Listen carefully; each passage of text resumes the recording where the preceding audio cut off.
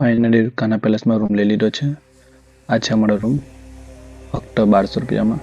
અહીંથી ફ્રેશ થઈને મંદિરના દર્શન કરવા નીકળીશું.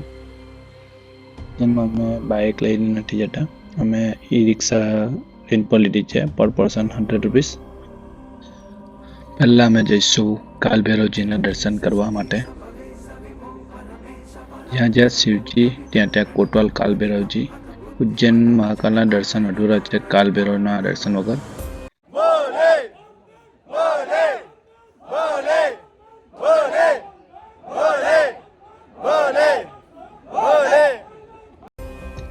કાલ ભૈરવજીના દર્શન થઈ ગયા બાદ હવે અમે જઈશું મંગળનાથ મંદિર. વિશ્વનું એકમાત્ર મંદિર છે જ્યાં લોકો મંગળ દોષની પૂજા કરવા માટે આવે છે.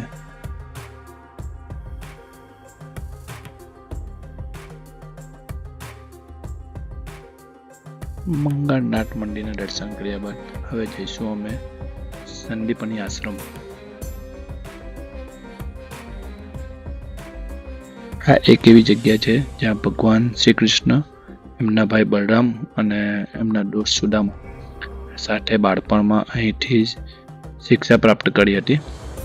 ભગવાન શ્રી કૃષ્ણએ એમના ગુરુ સંદીપની જી પાસેથી 64 દિવસમાં 64 વિદ્યા અને 16 કળાઓ શીખ્યા હતા.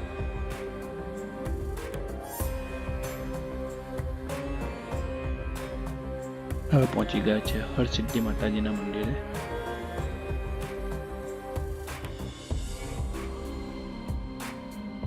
લાસ્ટમાં પહોંચ્યા છે મહાકાલ લોક.